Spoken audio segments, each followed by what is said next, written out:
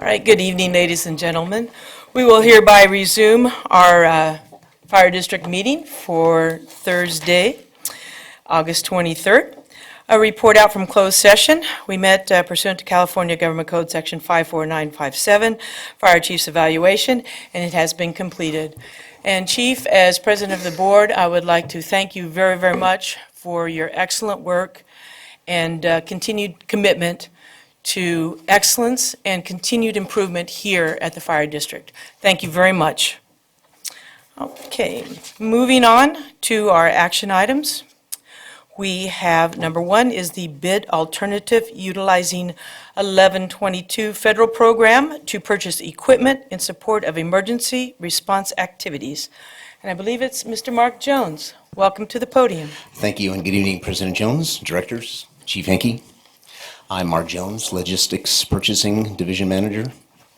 I'm here tonight to represent Deputy Chief Holbrook to seek your approval to utilize the federal 1122 equipment supplies procurement program as a bid alternative. We'll do that when it will be in the best interest of the district and the use of taxpayer dollars. The 1122 program offers state and local governments the opportunity to purchase equipment in support of emergency response activities, maximizing the use of taxpayer dollars by taking advantage of the purchasing power of the federal government's large volume purchases at a significant cost savings. According to the program's state point of contact in California, the items listed in their catalog have a cost savings of 30 to 80% off retail prices. The U.S. Army, the Defense Logistics Agency, the Department of Justice, and the General Services Administration are all actively involved with this program. And Metro Fire has routinely procured items at a cost savings through the General Services Administration. Due to the potential cost savings available through this program, staff believes it would be in the best interest of the district to utilize the 1122 program as a bid alternative when the need arises. Of course, the purchasing staff will be responsible for verifying that any pricing is in the best value for the district. The fiscal impact of the 1122 program will allow the district to purchase equipment and apparatus at a federally discounted rate, again with the potential savings of 30 to 80% off retail prices. Therefore, staff recommends the Board of Directors to recognize the 1122 program as an authorized bid alternative for the district. I'll take any questions that you may have. All right, it's been moved and seconded. Is there any further discussion or questions for Mr. Jones? All right. Madam Clerk, would you please call the roll? Directors Monk. Aye. Gould. Aye. Kelly. Aye. Barzali. Aye. Newcomer. Aye. Scheidegger. Aye. Pearson. Aye. Jones. Clark absent. Motion passes. Thank you very much. If I could, Good job, Mark. if I could, it's not a new program, obviously. Is Right. there a specific reason why we haven't participated in the past? We haven't done it in the past because we didn't know that much about it, and staff just recently started researching this, in particular our air program, and they have found significant savings in aircraft parts through the federal government, so that's what prompted the, and the more I looked into it, they have everything through this program that we utilize also in the district. I think with that sentence on the fiscal impact issue, it sure would be nice of us to reach out to our partner agencies that are fire services as well. And if they don't have an air program, they may miss the boat on this because of how you've just explained. And I think it would be in our best interest to reach out to our other organizations, at least in this county, sit with their staff and see how they might be able to participate as well now that we've done the legwork. Because it sounds to me like now that you know about it, it's relatively easy. And if they don't, it sure would be nice to allow them to enjoy some of these savings as well. Thank you very much. All right. Thank you, Mr. Jones. Action item number 2, resolution, special fire tax, Rancho Murrieta Slough House area. Welcome to the podium, Mr. Empredad. Please explain. Good evening, directors and chiefs. My name is Ron Empedrad. I'm the Empedrad. controller for Sacramento Metro Fire. And before you is a resolution authorizing the Sacramento County Assessor's Office to assess a special fire tax of $100 per parcel for areas in the Rancho Murrieta and Slough House district. And this year we've enlisted the help of NBS, which identified 7,125 parcels, which At $100 each parcel will yield $712,500 in revenues for the district, and these funds will be used in helping pay for the cost of fire protection services for the area. And the staff recommends that the resolution be adopted so that the county assessor's office can put this in the property tax rolls. At this point, I'll be happy to answer any questions. Any questions for Mr. Imperdad? Madam Chair, I would move staff's recommendation. Been moved, is there a second? Second. All right, first and seconded, and continuation comments or questions? I have a quick question, and maybe it doesn't go to you, sir, but maybe somebody else in the organization is, as you know, right now, there's some fees being requested by one of our statewide agencies and a lot of press relative to those things.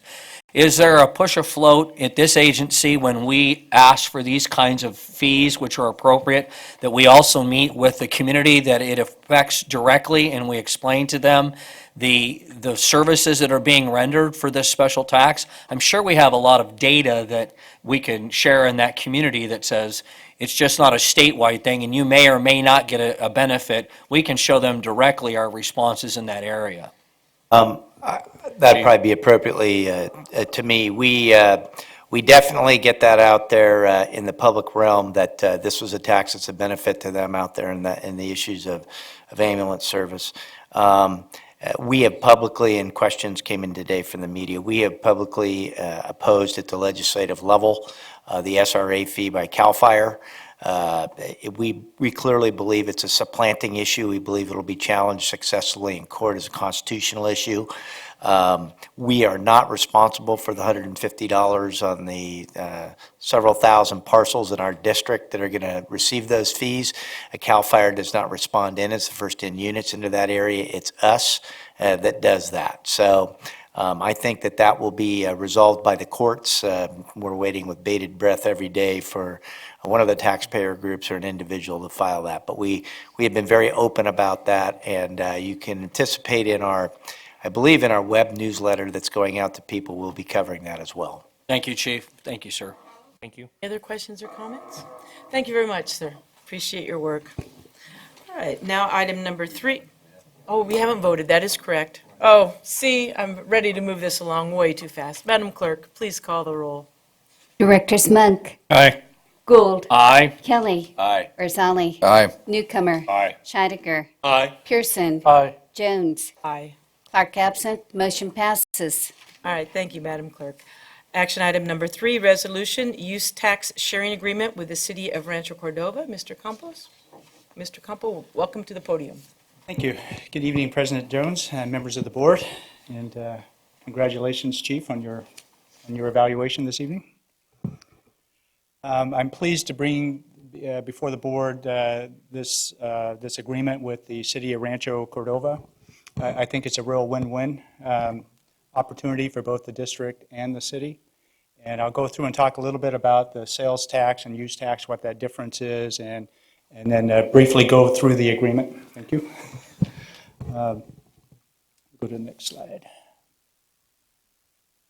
So first off, a little bit about the difference between the use tax and the sales tax. They're really pretty much the same. The distinction is the sales tax is paid on purchases within the state of California. Use tax is paid to vendors outside the state of California. So when you purchase outside the state, then you pay the use tax. You pay the same rate, 7.75% here in Sacramento County. It's a statewide rate of 7.25%, and then another 0.5% for the Sacramento Transportation Authority. So the county-wide rate is 7.75%, unless there's a override within a particular city, and there is not within Rancho Cordova. The sales tax, there's a local share. So when you pay the 7.75%, 1% of the transaction value is considered the local share. And on a sales tax, that goes back to the jurisdiction where the transaction took place. In the case of the use tax, however, the amount is collected by the out-of-state vendor. It's remitted back to the State Board of Equalization, and then the State Board allocates that to the county pool where the transaction, or where the goods or the equipment ended up. So it goes into a county pool, and then it gets allocated out of the county pool to all the entities that receive sales tax within the county on a proportionate basis. So in the case of Rancho Cordova, they receive about 7% of the county pool allocation. So if you think about this local share of revenue goes into the county pool, and instead of the full value going back to the Rancho Cordova, they only get a share of that county pool. And I'll walk through an example that really points that out.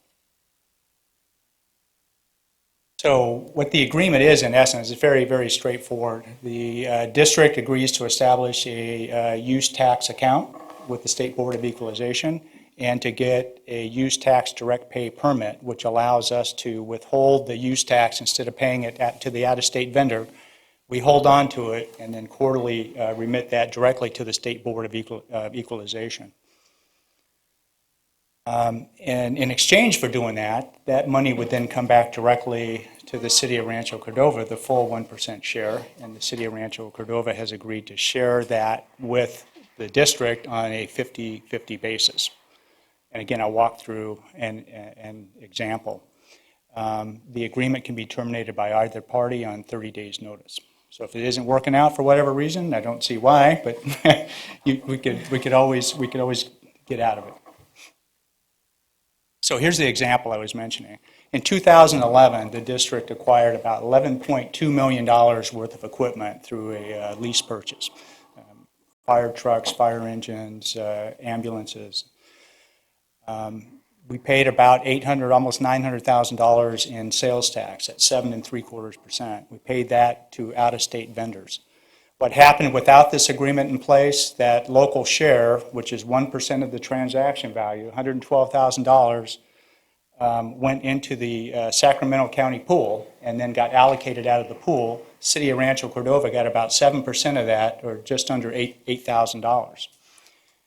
If we had this tax sharing agreement in place, that full local share of $112,000 would have gone to the City of Rancho Cordova, and they would have taken out then the amount that they would have received anyway out of the pool, which was the $7,840, which had been a net gain to them of $104,160, and that's the amount that would have been split 50-50 between the district and the city. So the district would have received about $52,000, and Rancho Cordova would have got $52,000 plus the 7, so just under $60,000. So that's what I'm saying. It's a real win-win for both the district and the City of Rancho Cordova. So simply, our recommendation is to adopt the resolution approving the use tax sharing agreement with the City of Rancho Cordova. But I'd have to also mention that you have a revised agreement that the clerk passed out this evening. I received some late comments from the City of Rancho Cordova's legal counsel last evening, and they wanted some indemnification provisions and some governing law and venue provisions, nothing that really changed the deal points at all. I'd be pleased to take any questions. Okay, Director Pearson, and then Director Gould. Who's going to track the money? Where it's going and who received it and how it's allocated? It's an excellent question. The district would accrue the tax that would have otherwise been paid to the out-of-state vendor, and we would remit that directly to the State Board of Equalization. City of Rancho Cordova uses a sales tax consultant, the HDL firm that the district now uses for property tax. They also are the experts in the sales tax arena. I'm not sure if it's HDL, but they have a sales tax consultant that gets the information from the state board and will identify Sac Metro Fire District as the origin for this tax. And we just match up what they receive with what we submit, and when we do that on a quarterly basis. Thank you.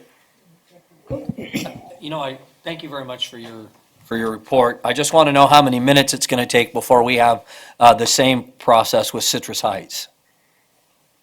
Well, we wouldn't because our business offices are in the city of Rancho Cordova. So that's the key. So when we there. make big purchases, we will be buying and delivering them to Armstrong, technically. And that's why the business works that way. With the city of Citrus Heights, we're not based out of there. That's So my it's- understanding of the law. Yeah, so it's really where your business office is based, That's not an necessarily excellent where the point. apparatus is going to be planted Right. or what have you. The triggering mechanism is the jurisdiction of first use, and that's defined by the State Board of Equalization as where goods are delivered, where goods or equipment get delivered. We would need a facility in Citrus Heights in order to do that. But as long as we can direct the goods and equipment to be delivered somewhere in Rancho Cordova, then this agreement would work. I make a motion that we adopt staffs. Second. Okay, first and seconded, continue comment, Director Kelly? My question was, in 2011, we had $11.2 million in purchases. Has it been forecasted what 2012 will be, or where are we nearing the end of the 8th month? I don't know if they've got a forecast number, but I know we've got, Well, we have several large acquisitions through grants. I know there's $3 or $4 million worth of thermal imaging cameras and defibrillators and some gurneys that I was just discussing with Mark Jones. All of that would be eligible. All right, thank you. It's already a significant amount. Director Scheidegger? Two questions, if I might. Number one, is this a new program, or, I mean, how do we find out about it? This is something that I used in past jobs I've worked at, something that we developed in cities. Well, then my response is kudos to you, and I think it's a great idea. Thank you. Thank you. My second question, I think, is going to go primarily to council. On page 3 of the agreement itself, it talks about the mutual defense of the agreement. And I read this, and I guess I just want to ask you, are we protected? It talks about, defending jointly, share costs equally. And I guess my question is, what if someone else's counsel becomes overly defensive? Are we adequately protected in this paragraph, is my question. I believe we are. Unfortunately, the copy I have, that provision was omitted as part of the discussions that were going on later today, so I don't have it right in front of me, but thanks. Changed. It's really the only way that you can write these agreements to give both sides some feeling that they have some form of joint control over how the defense will proceed if that necessity arises. If you try giving too much to one side or the other, it never happens, because neither side wants to feel like the other is controlling what's going on. Hence, you try to make them as equal as they can to allow the equal input. And in this kind of agreement, if the district, if there was a challenge to the constitutionality of it or to the allocation of funds or something like that from an outside agency, both the district and Rancho Cordova would have the same motives and desires to want to defend it. So you try to make those controls over the defense as equal as you can. And this provision, I believe, adequately does that. That's fine. Any other questions or comments? Madam Clerk, would you please call the roll? Directors Monk, Aye. Gould, Aye. Kelly, Aye. Barzali, Aye. Newcomer, Aye. Scheidegger, Aye. Pearson, Aye. Jones, Aye. Clark absent, motion passes. Thank you. Moving quickly now to action item number 4, resolution acceptance of the Assistance to Firefighters Grant for Thermal Imaging Cameras. We have Mr. Campos and Mr. Davis. Welcome to the podium, Mr. Davis. Directors Larry Davis, Chief Development Officer. The item before you is a resolution accepting a grant from the Assistance to Firefighter Grant Program. This is a regional grant that we applied for with Consumnes and Folsom, Sac City Fire, and Metro Fire together. So we all came together. We all have a need for these cameras. And we were successful in the application, and then it's a little delayed. This was awarded quite a while ago. It's a little delayed as we jockeyed of who's going to get who and who's going to get what and what kind of camera we're going to get. And I just have to let you know that the actual mix of the cameras that was on your, that's on your staff report has changed since that discussion. And but the edits and you can just look along is Consumnes is actually going to get 14 cameras instead of 8. With a federal share of $114,758, and their cost share is $28,690. Metro Fire, instead of 68 cameras, will be getting 62 cameras. The federal share is $508,059, and our cost share will not be $139,302. It'll be $127,015. So, like I said, as I think through the budget process, people were looking at how many they wanted and how many they could afford, and they kept getting jockeyed around. So, but these are our final numbers, and we're going to go forward. We're going to put together a committee, pick the brand of camera, and get it purchased before the grant runs out. This is a one-year grant, and we're about halfway through the year just to get to this point. So we're now ready to take it to the board and ask for permission to accept the grant and make the purchases and distribute the equipment. Thank you very much, Mr. Davis. Questions, comments for? I would just ask that at least a couple of the cameras that we're going to retire from our system get donated to fire camp. Okay. They could use some new ones. All right, very good. Any other, Director Newcomer? As a regional grant, administrative costs of the program? No. Okay. Yeah, we took it on as our responsibility.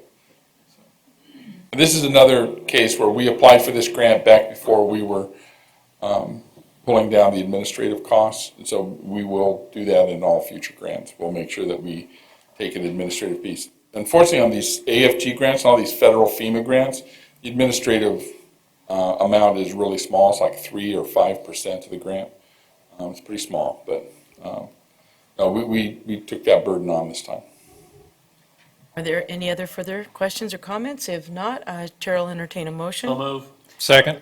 Moved and seconded. Madam Clerk, please call the roll.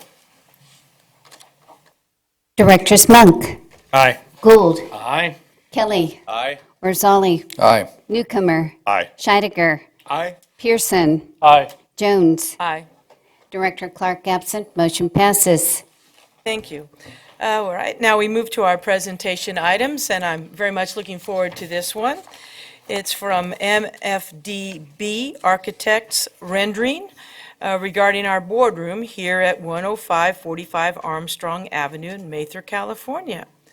So we have Deputy Chief Cochran and Mr. Tyler Babcock. Welcome to the podium, gentlemen, and wow, entertain us. We want to hear about all these great ideas. Well, thank you. President Jones, Director Scott Cochran, Deputy Chief of Support Services. I'm here to introduce Tyler Babcock today with MFDB Architects. Tyler's been our primary architect on what we're calling Phase 3 of the Armstrong project. Phase 3 is going to include community risk reduction area, the simulation center area, as well as the boardroom. We gave direction to MFDB at the beginning of this project really to take advantage of the space the best we could so that we can get the most use out of it. So with that is going to include, well, one of the difficulties of that project was that we're moving into an existing facility, so he had to work within the parameters of that.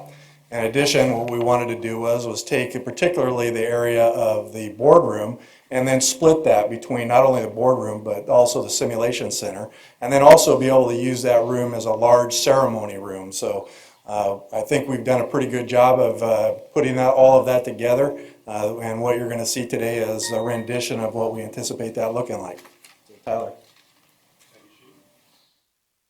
President Jones, members of the board, thank you very much. My name is Tyler Babcock. I'm principal with MFDB Architects.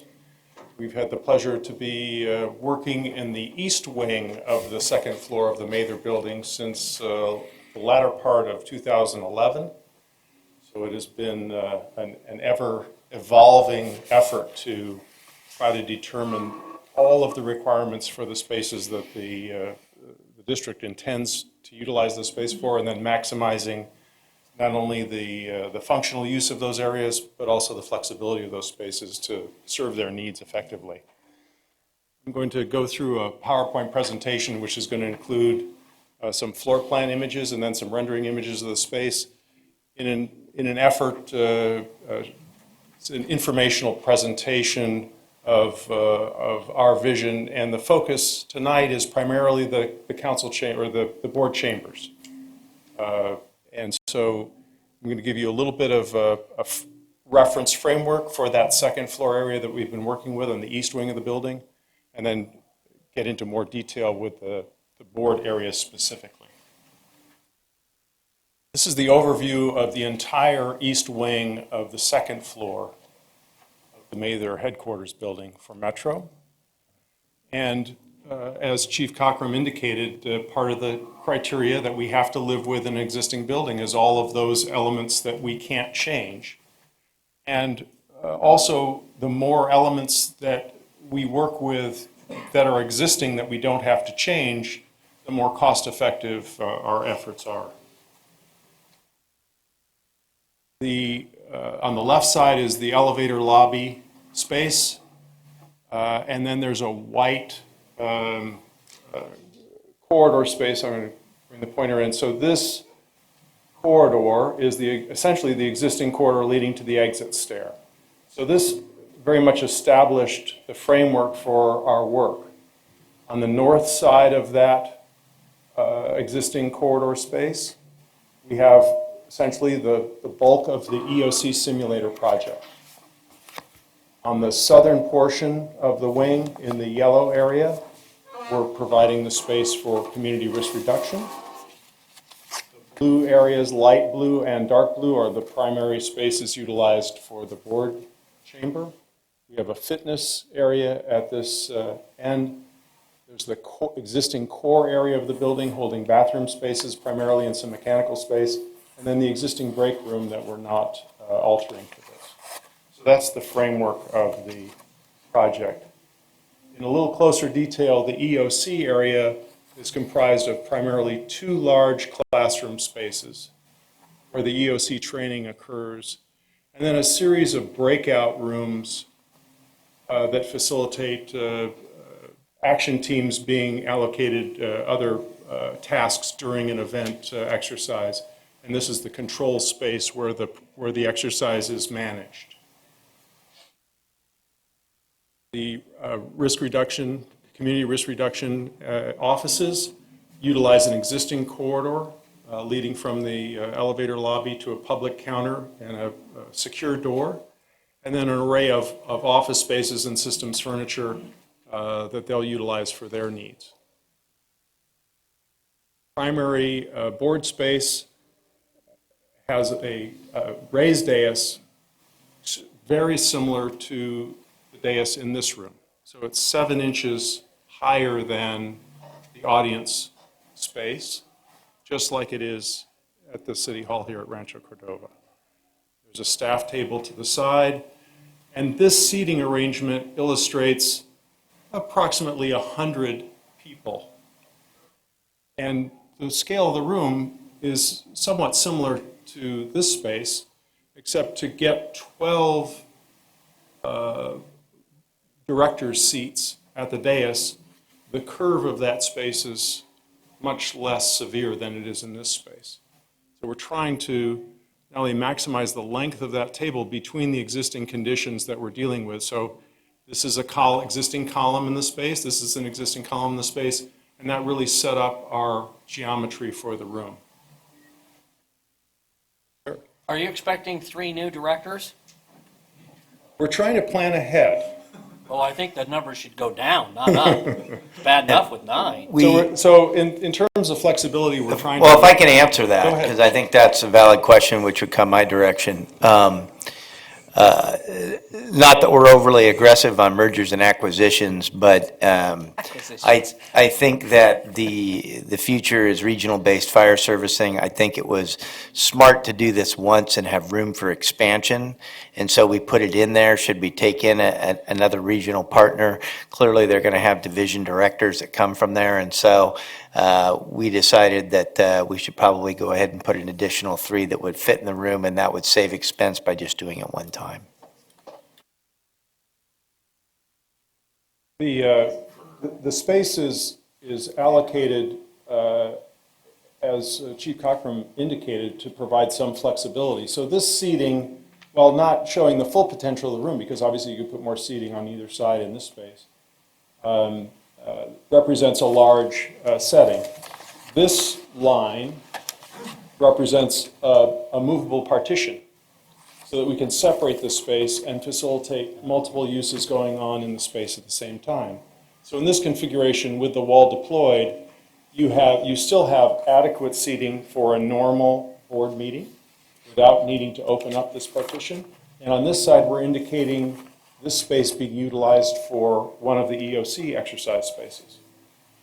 The other discussion that we've had about the space is that we can also utilize this space for a briefing or debriefing after an EOC exercise, where they'll want to gather all of the participants together and go over the lessons learned during that day's exercise.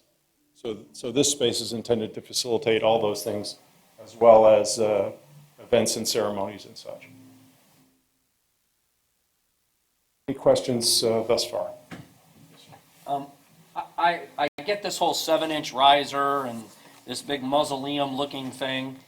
My concern is that we meet 2 times a month, and that room maybe could be utilized frequently when we're not here. And I'm just wondering, is that whole area, the dais and all that, can they be built in a way where they can be easily collapsed and removed so that that room can be even more efficient and hold more, larger meetings, where this seems pretty, granite, and it's not, and it kind of limits the use. And I'm just wondering if there's somewhere out there they've been using movable, I call it a mausoleum-looking thing. I suppose that if that was your goal, if you wanted to have that flexibility, it could certainly be designed that way. But I think that if you look at the scale of the room and the narrow portion at the end of the room that we're utilizing to facilitate the dais, we've done a pretty good job of maximizing the utilization of the room. The other consideration is, of course, all the connectivity that occurs in the space.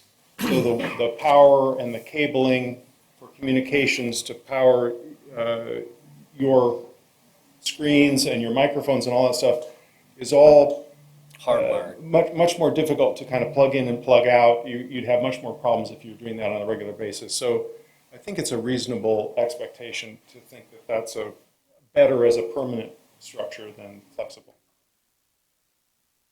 I have one question on the movable wall that separates the 2 rooms there. Is that recessed in the storage room?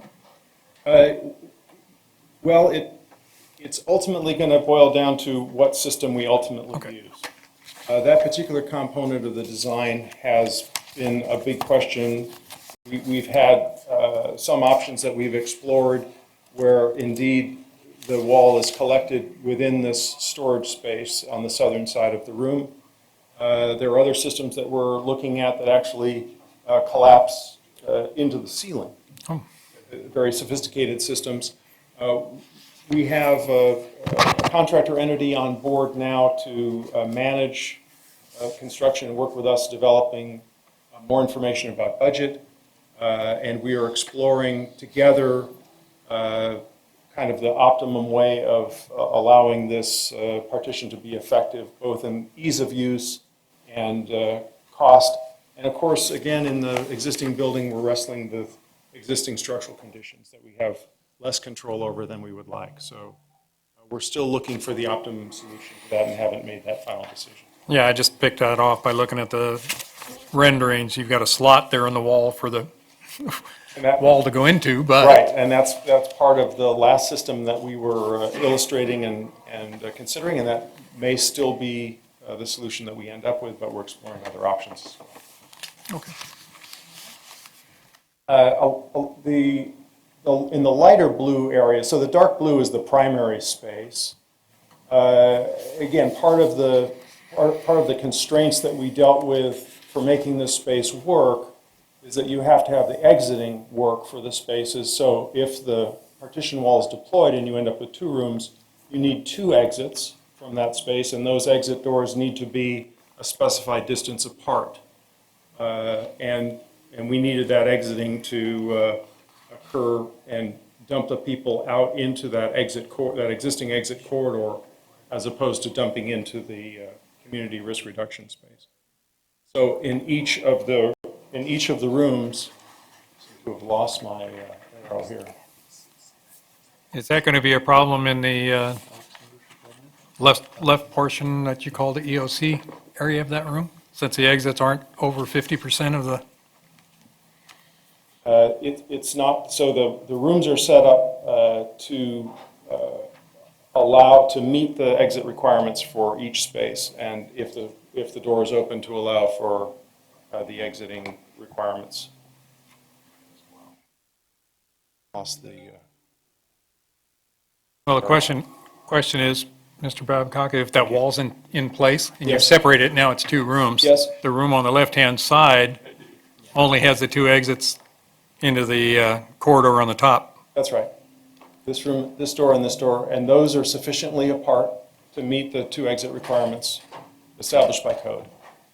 And similarly, with the partition closed, these 2 exits serve the remaining board chamber for exiting requirements. And so that's all been painstakingly detailed. Down to the inch. And evaluated, exactly. And the exit plan has been reviewed with the City of Rancho Cordova's building department. And so we've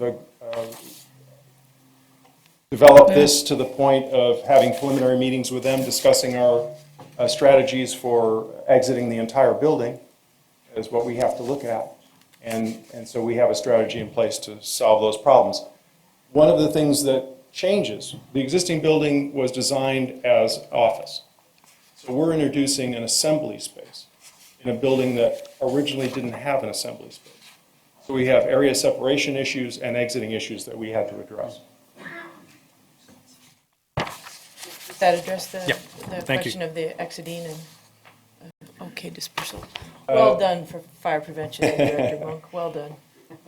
The other aspect in the light blue behind the dais is I'll call it a concealed or hidden circulation path, which holds our ramp solution for ADA access to the dais. So rather than have ramps into the room, as is in this room, we've concealed that space and get kind of 2 benefits out of it. So when board members are to get up and exit to leave the space during a meeting or something, they don't have to pass in front of the center part or the screen area behind the dais.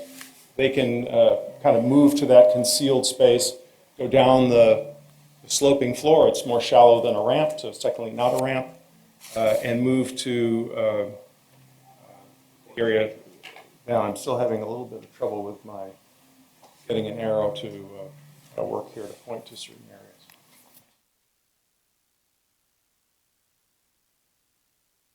There you go.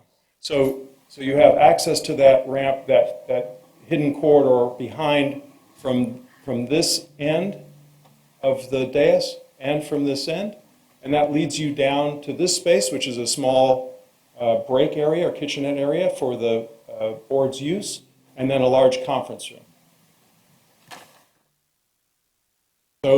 So we've created kind of this private and subtle circulation behind the dais to facilitate comings and goings with as little disruption as possible. Also immediately adjacent to that space is an equipment room for the AV, for the board AV, which occurs just above the large conference room that I just pointed to in the light blue. And so all of the TV equipment and equipment that's used to facilitate the AV components of the room are housed in a separate space, and we're sharing HVAC, supplemental HVAC for that equipment with servers located immediately adjacent to it.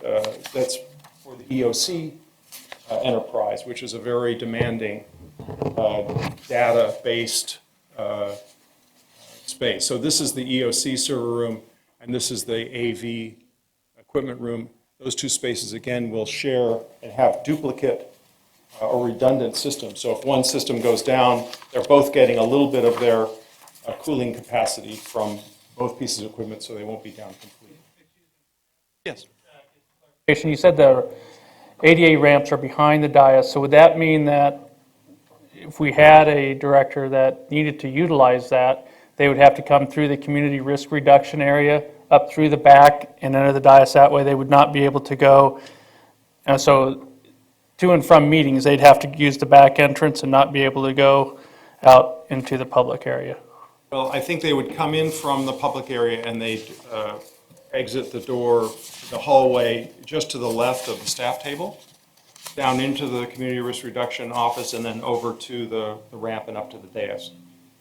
This was definitely a point of discussion during the development of this space. And again, when you're dealing with ramp requirements and trying to optimize the flexibility and use of the space, we chose this direction to facilitate that and also facilitate access to those two primary secondary spaces for the board, the break kitchenette space, if you will, and the large conference room. So that circulation and that light blue area is very much a major part of the board serving spaces. So we felt that circulation through those spaces was sufficiently straightforward. Have the ability on the what would be top of the room, near the door to the fitness room, you can exit there. That's by stair, though. There's one step there. That's correct. So it wouldn't comply with an ADA access. The ADA access is only through the lower side, the southern side of the room. We wouldn't have room behind the staff desk there to put in a ramp that goes 7 inches up, because we're only coming up one step, right? Or, I don't know the requirements, I'm just asking the question. Is there sufficient room there to put a ramp in there so that the director wouldn't have to go out the side door? And There is, we looked at it as many different ways as you can imagine, trying to develop a more efficient solution, and in terms of all the balancing and competing elements, this was the best solution. Again, I think it's part of I'll call it a frustration, if you will, dealing with the existing space and trying to make the most of all of the requirements that we have. We're providing a raised floor through the whole space already to facilitate communications and power distribution to table configurations like this, trying to keep the space flexible.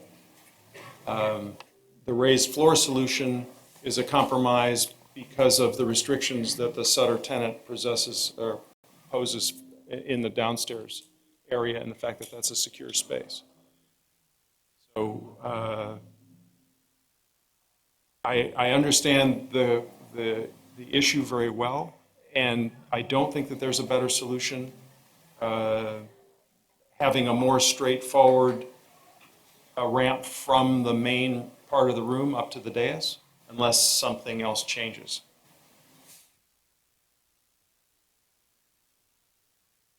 Okay, let me clarify one thing. As far as the handicap access, from the dais, work backwards. From the dais itself, you have to go into the hallway, your hallway 2, I guess it is, from the north end. That's correct. And there's a step at the south end, it's not a ramp. That's correct. And you've got to go through the door near the fire marshal's office in order to get out. That's correct. That door going to have the push button on it? Sure. Okay.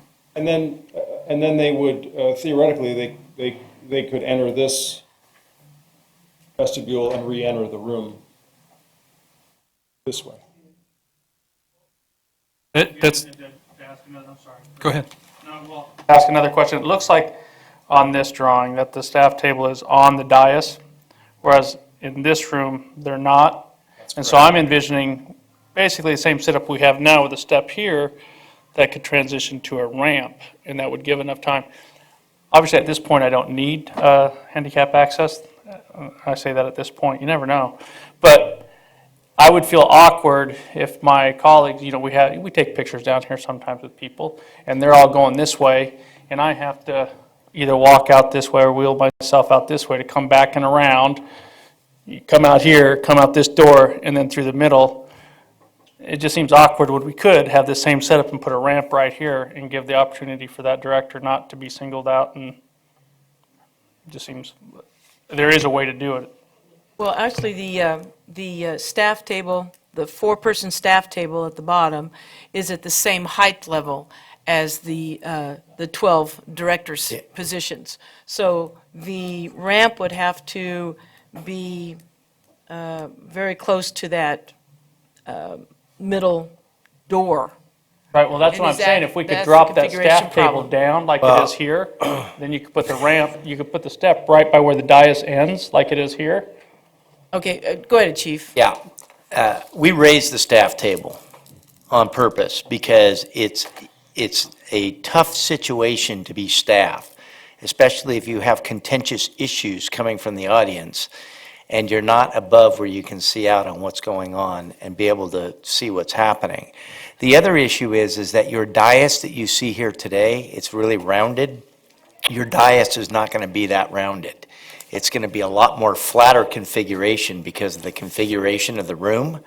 And so the reality is for the fire chief and the general counsel to be able to deal, and the clerk, and be able to see all the directors, we lifted it up so that we can communicate with each one of you when we're talking to you. We analyzed this 6 ways to Sunday. They came out the other day. They've been working on this. I agree with your concerns, but at the end of the day, it's the best design that we can get for the space that's coming out. And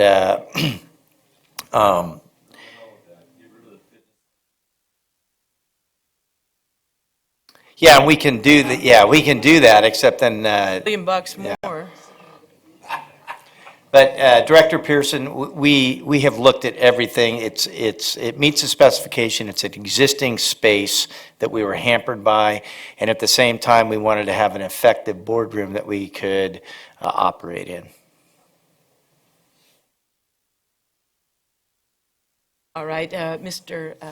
Babcock, do you have, you can continue for any other thing, unless there are some more, I'm sure that more questions will come up as we One of the present. questions I had, since we're asking them, is I see no double doors which allow equal, to have a 6-foot wide opening to bring big things in, if you had a desire to bring something big in. So you've got a bunch of single doors, basically. Yep. And so I wanted, just make sure everybody's aware that you won't have a couple large doors to bring things in. You'll be banging up doors trying to get things in and out. Certainly, that's something that we could change if It's worth consideration is all I'm saying. and we could certainly look at that. I'm going to move along, and then we can come back, and so maybe some of the rendering images will help clarify the scale and character of the space. So I'm going to move now to some of the rendering images. We've torn the roof off the building so we can look from a bird's eye perspective and kind of give you an overview of the plan and the space that we've been looking at with the dais, the staff table, and an array of seating. The podium is shown there. And the multi-purpose side of the room is left empty. There's no furniture shown in that. In the back of the room, same image. It's front side looking back, just to kind of give you a sense of scale of the space. Then we'll move to inside the room in a more normal configuration, standing essentially at the back of the room. You get a sense of the scale of the dais and the staff table to the right side. What is the distance across that room? Just estimate, Close to 40 feet. 40? So the column line is 32 foot square in the building. And we have exceeded that. So the columns are left exposed in the room. More than 40, huh? As I said, this space has some similarities to the scale of the space that we're dealing with. Ceiling, so this is a view from the board dais, looking across to the staff table. You'll notice in the space that the ceiling height in here is different than the ceiling height in the flexible space on the other side. So the partition essentially occurs in this line. And one of the existing conditions that we're dealing with that didn't allow us to raise the ceiling in this portion of the room is some existing mechanical equipment that exists in the ceiling that's going to be difficult for us to rearrange. And so we're giving ourselves that amount of space, roughly 21 feet or so, to reconfigure the ductwork to the new configuration. And we're trying to raise the ceiling some 18 inches to give the room a better proportion. That's the primary meeting space. View from the other end of the dais looking back at the podium.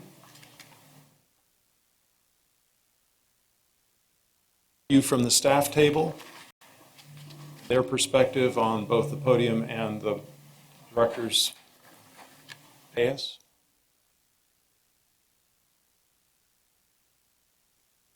From the lectern, you have a good view of both the directors and the staff table from this perspective. The panels on the wall are acoustic panels. Again, similar to this room, the acoustic performance of the room is very important for the television performance and the microphones at each station. So we try to have as much acoustic material behind the directors as we can, so we've got full height, basically. And then in the balance of the room, our AV consultant is looking for about 50% of the walls to be affected by acoustic performing panels. So those are cloth-covered, manufactured panels that have sound deadening capability. Space behind the dais. So again, we've tried to provide adequate circulation, but no more than that. Try to maximize the flexibility and useful portion of the room. This is looking from the center of the dais out into the room. The image at the back of the room is an array of 12 42-inch monitors, and those are really part of the EOC function. So when they're doing an EOC training exercise, they're using these video. There are 3 of these in the EOC area. This is the 3rd. They're using this to display vital information that's part of the training exercise communication. So they'll use them primarily individually. So those exist in the space, and so we've shown them in that configuration. And here you see the 50% acoustic panels in the balance of the room. Performance. And this is also the location for ceremonies. We anticipate kind of turning the seating around to face the back of the room, the board being able to assemble in their normal seating and have everybody kind of faced in the same direction for a ceremony or a special event. It could also occur in the front of the room depending on the event. From the back of the room, this image is to show you the drop-down screen that occurs behind the dais, and also the monitors that are planned to augment the closeness, the proximity of the viewing of those monitors for people seated at a large event beyond the partition.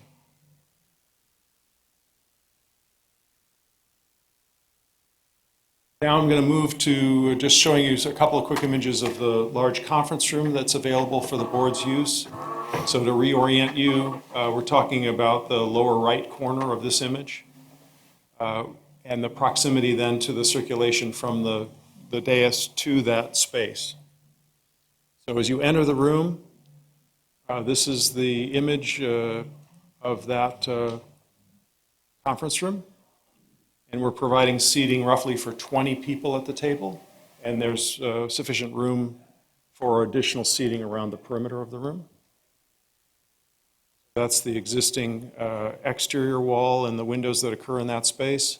From the other direction, looking back at the entry door to that room, we have a monitor positioned on the wall, a whiteboard, and then some more acoustic panels and kind of a decorative molding detail to give the room a little sense of importance.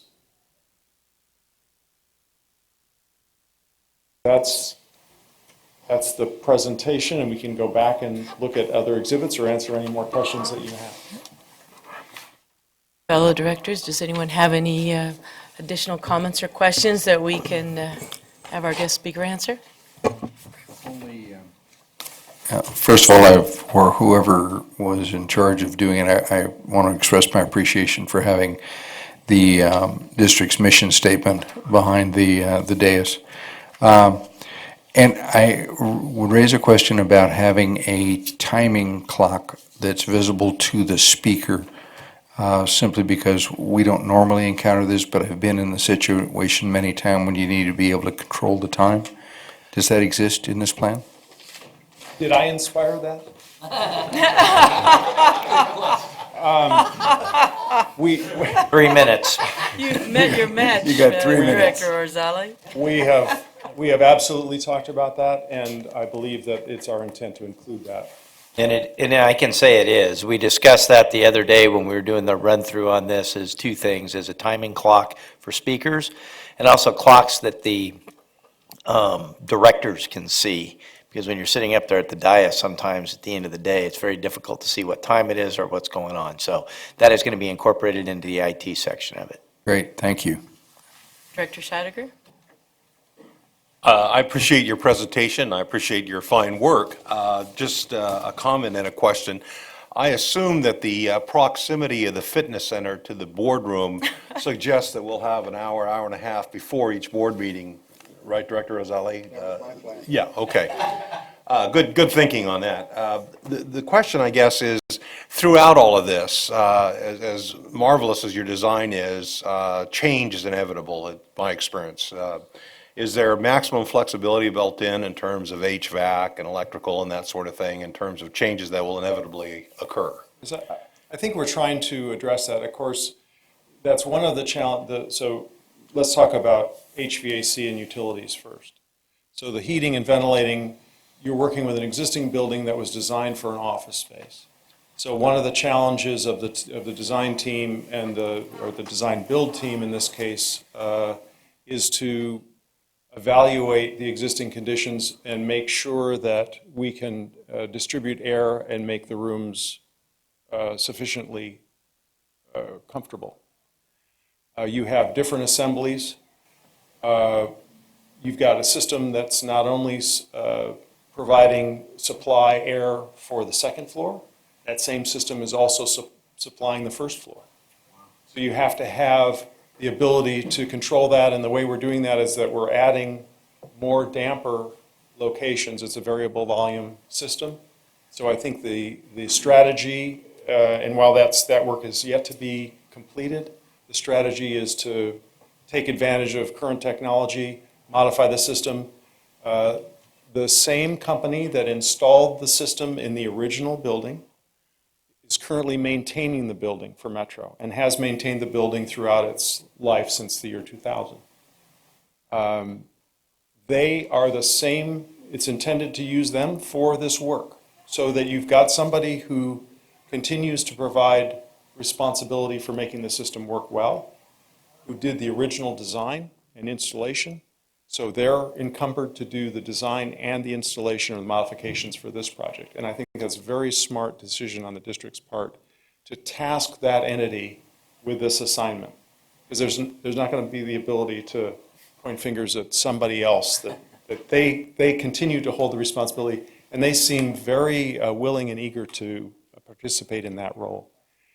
Electrical distribution, the EOC is a highly demanding environment for data, communications, and control of that.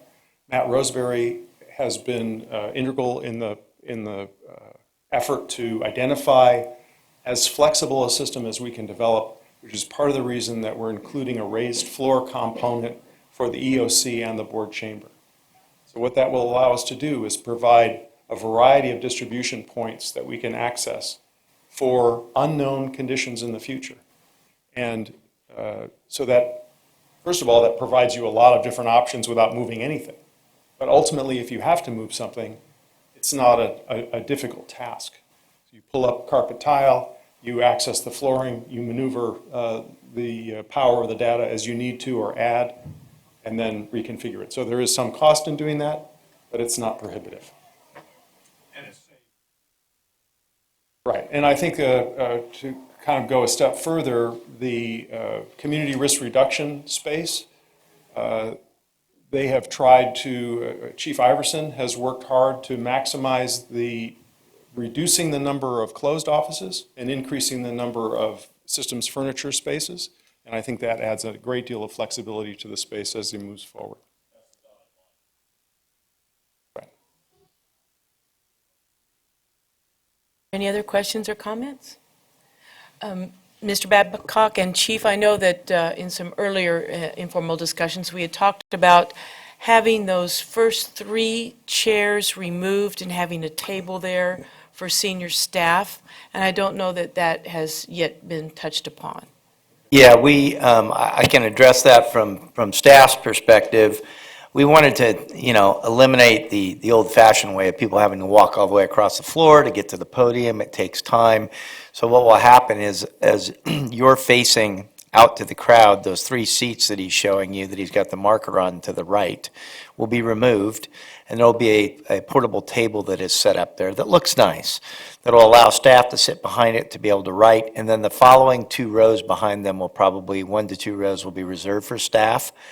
The 2 rows, actually. And that way, when they have to do a presentation, they simply stand up, they turn to their left, and they're at the podium, and they can assist each other. So we're really trying to make it a functional workspace that works smoothly throughout the operation.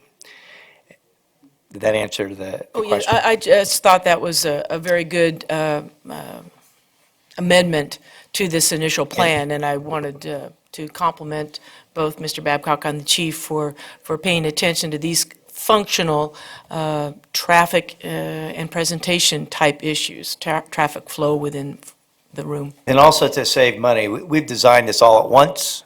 We have already got a construction manager at risk. I think I said that right. Roeblen Construction.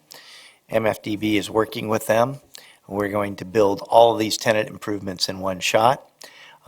Most of all of the simulator is grant funded, the tenant improvements in there. The back half, or a large portion of the boardroom on that section, is also grant funded.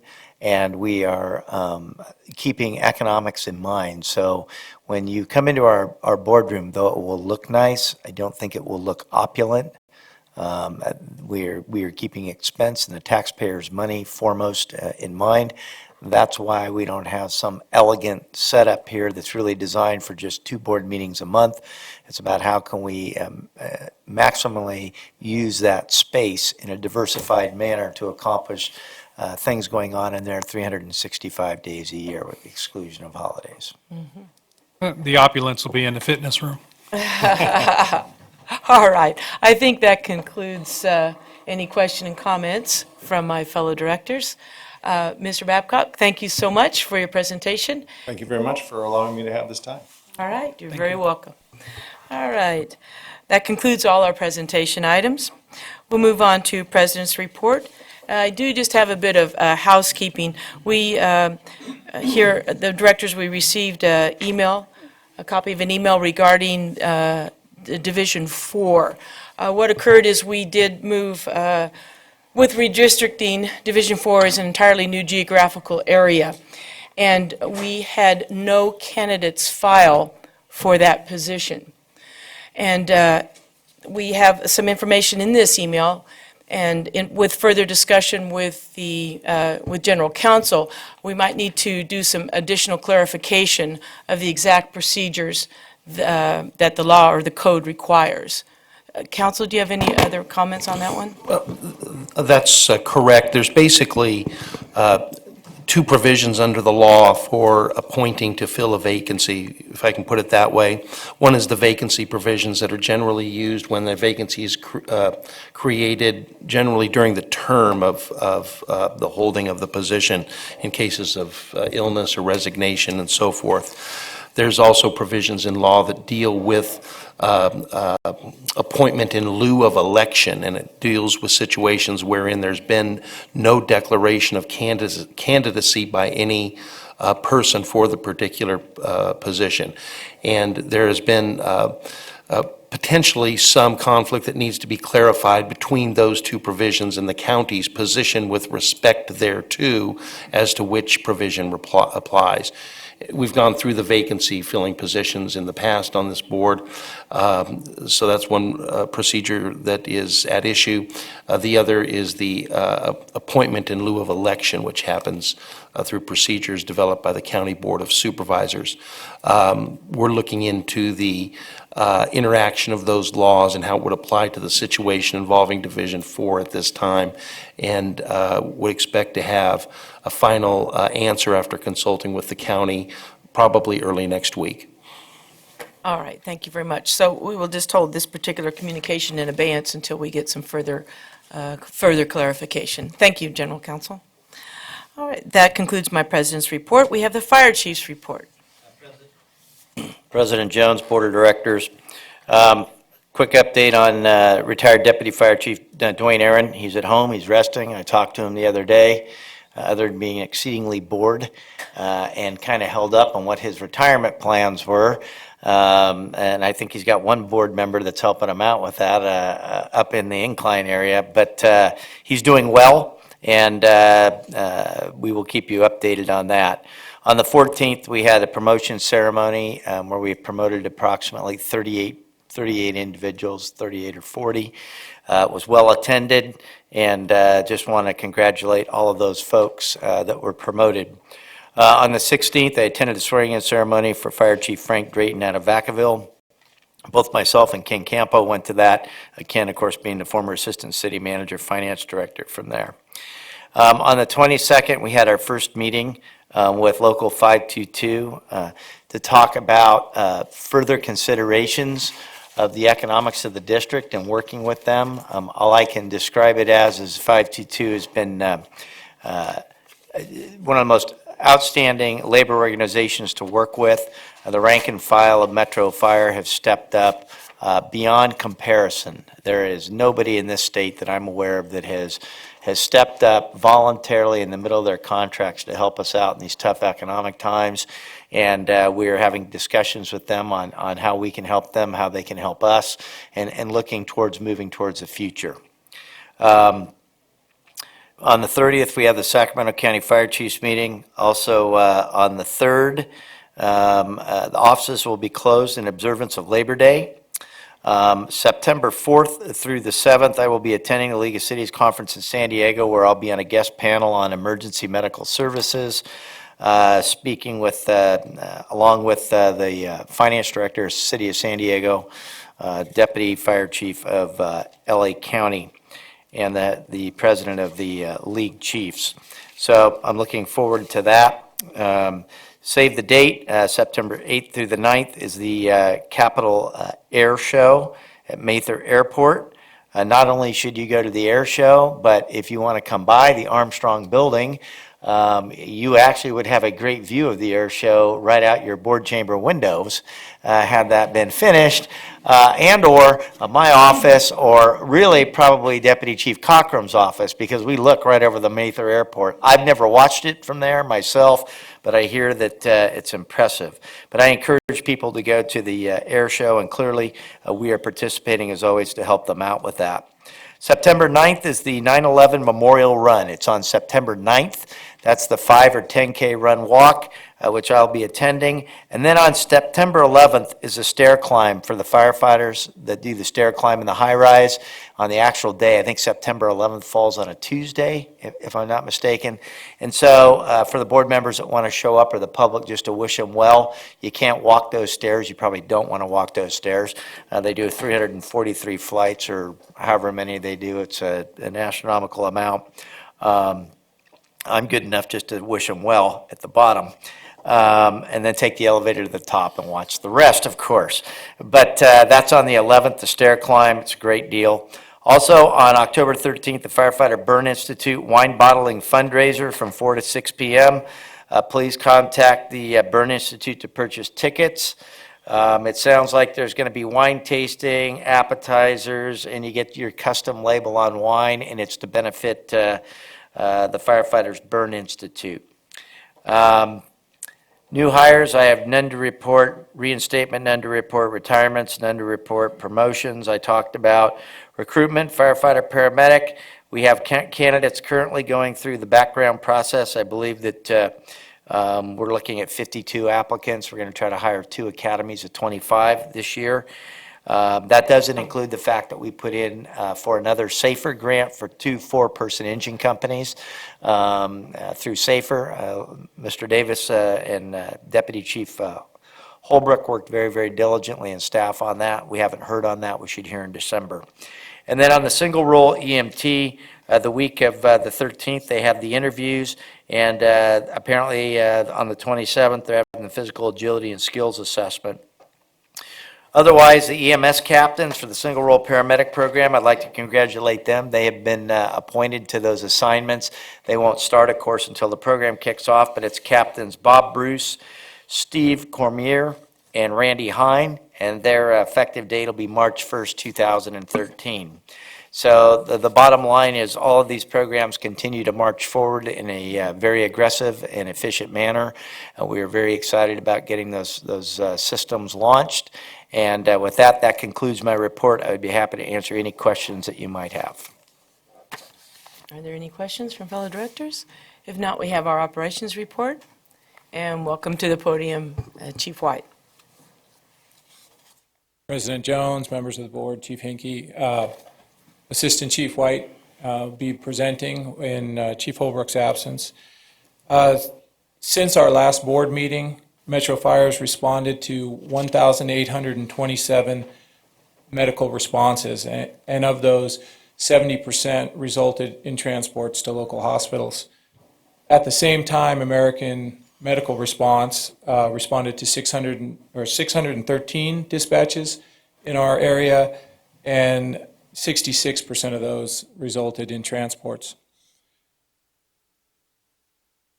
In just the last 2 weeks since our last board meeting, we have experienced 15 structure fires in the district.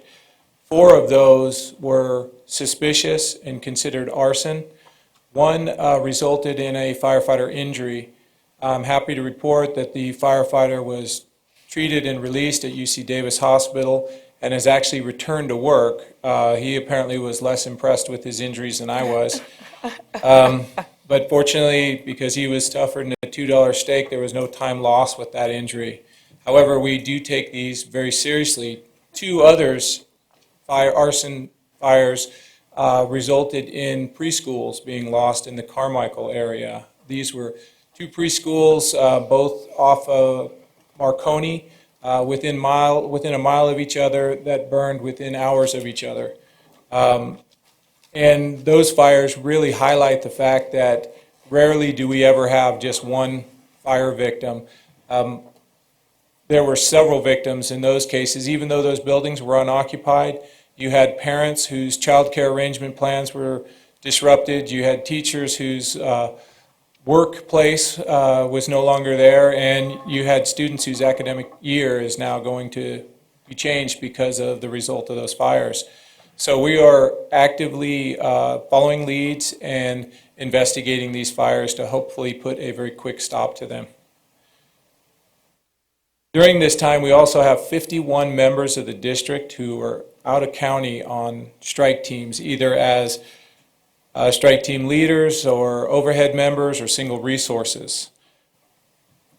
including one member who's in Idaho on the Mustang Complex fire, and a Type 3 crew that is part of a task force with BLM, U.S. Forest Service, National Parks, and Metro Fire. And they were reassigned today from to the antelope incident. That pretty much concludes the report. If you have any questions, I'd be happy to entertain those. All right, thank you, Chief White. Thank you. Appreciate it very much. Okay. Next up, we have General Counsel's report. Yes, no report. No report. Do we have a report from Local 522? All right, no report tonight. Moving on, committee and delegate reports. Executive Committee, we have no scheduled meeting. Communication Center, JPA, Chief Cochran. President Jones, Director, Scott Cochran, Deputy Chief of Support Services. Communications Center JPA did have a meeting on Tuesday morning, a Personnel Committee meeting, and it was related to the hiring of the Communications Center manager. Our HR specialist had reduced down the number of applicants from 21 to 11, and we reviewed all the paper applicants on that and reduced that down and invited 5 potential comp center center manager applicants, and we will be interviewing them on the first week of September. Our next meeting is, regular meeting is the 28th, where we'll be discussing how we're going to proceed with that process. That concludes my report. Any other questions? Thank you, Chief. Appreciate it. California Fire and Rescue Training, JPA, Director Kelly. Yes, the JPA met, has not met since I last reported out, and we will be meeting again on the 12th at the Cal-EMA's headquarters in their media room. Thank you, Director. Finance Committee, Director Monk. I've got no report for that. Our next meeting is September 13th. Sir, thank you very much. Policy Committee, Director Ozali. Policy Committee will be meeting as necessary. At this point, there's no next scheduled meeting. All right, thank you very much. Moving to board member questions and comments. Let's start with Director Monk. Oh, just a couple of things. First of all, I've got 2 granddaughters. One, Abby Storms, her birthday was last week, just started kindergarten. And today is my other granddaughter's birthday, Emily Storms. She's 2 years old today, and she's in daycare. So happy birthday to both of them. Second, I want to congratulate all the promotees. Having come up through the agency, I know how tough it is to study and gain your proficiencies to try and promote in the organization. So it's really nice to see the numbers and volumes of people that we have getting promoted to the upper ranks. That's great. Congratulations to all of them. And thirdly, the EMS captains that were promoted because of the single role paramedic, everything, Mr. Bruce, Mr. Hine, and Camara, congratulations to them. Training is an interesting and wonderful endeavor. And it's not easy in a lot of cases, and for them to take the responsibility on to shape the new single role paramedics and have the willingness to step forward to train your fellow firefighters is commendable. I know Randy Hine and Bruce have been around quite a while and have been involved in training. It's nice to see them still involved and step forward to be able to train their fellow firefighters. Congratulations to all of them. That's all I have. Thank you, Director Monk. Director Gould? Thank you. In the evaluation process over the last month, thank you for being patient with us as we go through the process. I hope you were able to get some material out of it that is beneficial to you, but thank you for participating with us in that regard. I also want to thank the entire organization for having the vision of regionalization. We heard tonight testimony, or we heard discussion about thermal imaging and how we're taking the lead in making that happen. And that's going to continue, I hope, in a much grander scale as we help our other agencies that may not have the resources currently by taking on some of those leadership roles. And it just goes to really address the issue of the personality of Metro Fire. We don't wait around, we take the lead, and then we work as partners. So thanks for all of that. And then tonight, we had some excellent reports on tax sharing agreements and some very cutting-edge ways that we can work in the community so everyone benefits. At the end of the day, it just shows really what kind of organization we have. I have no grandchildren to talk about on birthdays. I have a grandchild, but not on a birthday. Thank you. I don't rent Thank you, Director grandchildren. Gould. Director Pearson? Yes, again, I wanted to participating in the evaluation, and I look forward to continuing to support you and your success in this department. I'm quite proud of what you've been able to accomplish so far, and look forward to that continuing. Also, I wanted to touch a little bit on, we mentioned that we had these members out on these strike teams, and they're in overhead. That is reimbursed to the district, so we do get reimbursed for that. But not only that, they're getting valuable training, and they're also providing valuable training to other jurisdictions. When they sit in those rooms amongst the leaders of other departments, they're able to bring that experience back to here. I had the opportunity to work with one of those management teams recently. In this last week, I was on one of the fires that they were over, and was very impressed with their performance, and the people I worked with were impressed with how that management team. We were amongst the 7 fires going in this one area. We were the only fire that had actually gotten a hold of it and were able to put the thing out, kind of like that's your goal. And that was, I think, in large part due to the fact of the management team that we had in place there. So that's something to be proud of. And also on another note, I'd like to see, talking about training, we have this special district magazine we have the conference coming up, and I know we've got some of our staff might be participating in that, and I would like to see us send a couple of board members, directors to that down in San Diego. I know it is an expense, and not saying we have to spend a lot of money on it, but I think same thing, rubbing shoulders with our colleagues, we can gain some information, and we could bring that back, and maybe we don't have to reinvent the wheel. And also, we might be able to share, like Director Shettiger said, with that tax measure. There might be some special districts, we are fortunate to have Ken Campos here that was able to bring that forward to us. Might be some special districts that could also use that help, and we could share it with them there. So I would ask for the board's support on sending a couple of members. We can maybe put that on the agenda for next meeting. Very much. Chief, you have a comment? I would just say on that, that kind of fell off the radar screen a little bit because I haven't had a lot of time to read the deals coming in, the periodicals, but we do have money in the budget for that. It's there.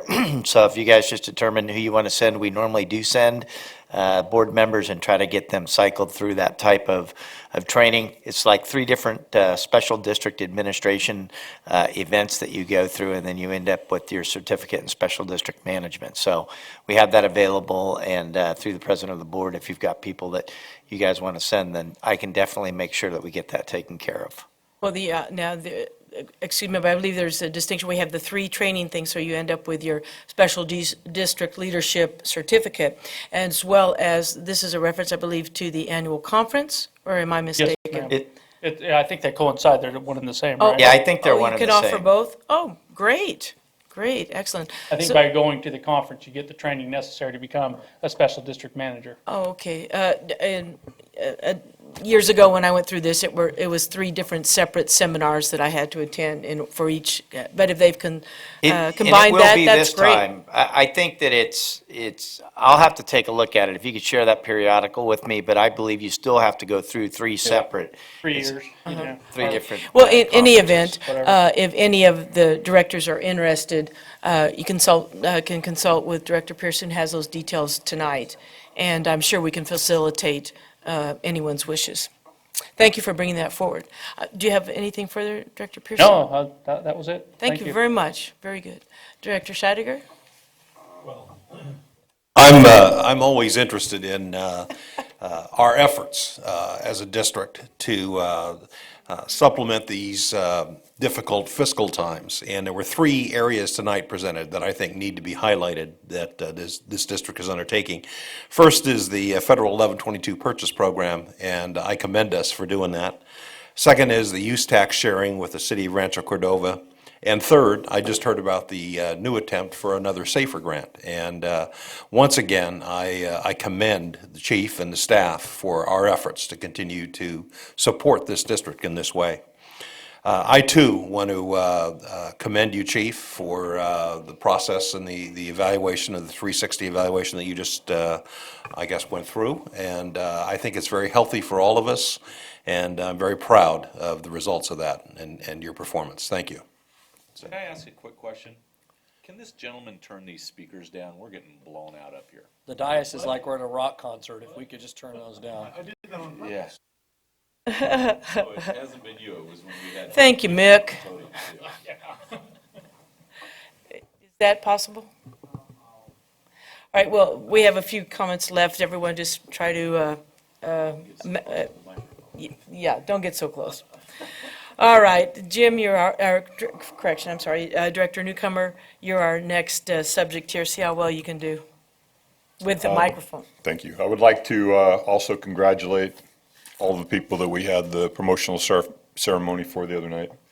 I would also like to thank Fire Chief Hinkie for the work that he's done this last year and his participation in his evaluation.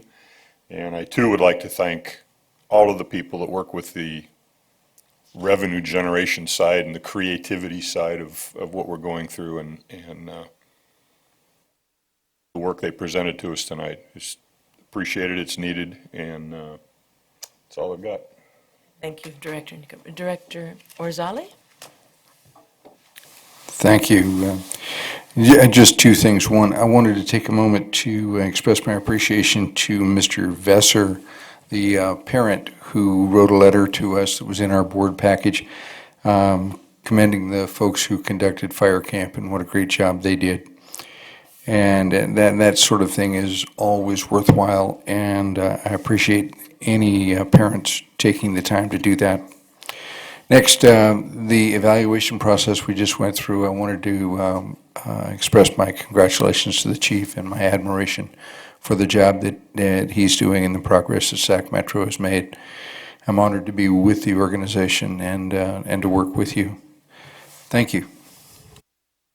Director Kelly? Wanted to express my sorrow that I didn't get to attend the promotion ceremony. I was at another function, but I wanted to send my congratulations out to all those individuals that were promoted. In regards to evaluation, Chief, you know I have the utmost appreciation for the work that you've done here. I know that you don't do it alone. Appreciate everybody's efforts. Those that are in the room this evening as well as not in the room, because I know it takes an A+ effort by everybody to make.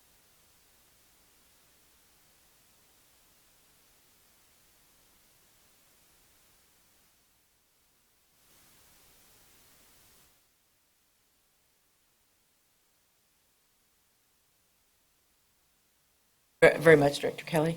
I also would like to congratulate the chief and an excellent job. The new vision, the regeneration of Metro as a community leader, as the #1 fire service delivery system district in the whole area. I'd like to say the whole state, probably we can make it the United States. I am very proud to be a member, and I'm very proud that you're our fire chief and continue to lead us in so many positive directions. It's a heck of a job. It's very challenging for you as well as all your staff, and that filters down to every member of this department. And I appreciate the energy and leadership at the fire chief's position. I would also like to say I certainly was appreciative of the promotion ceremony. It was very much about those individuals and their families, and an excellent time. And congratulations to Brenda Briggs and Community Services and the Fire Chief's Office who put all that together. That was excellent. And on a final note, I believe we still have a good hour, if not more, of the Genesis local artist reception going on in this building at this time. It runs till 9 o'clock, and it is an open invitation to all the board members and members of the audience to participate and appreciate the development of our local artists here in Rancho Cordova. All right, with that, is anything else for the good of the order? Until our next meeting on September 13th, this session is closed.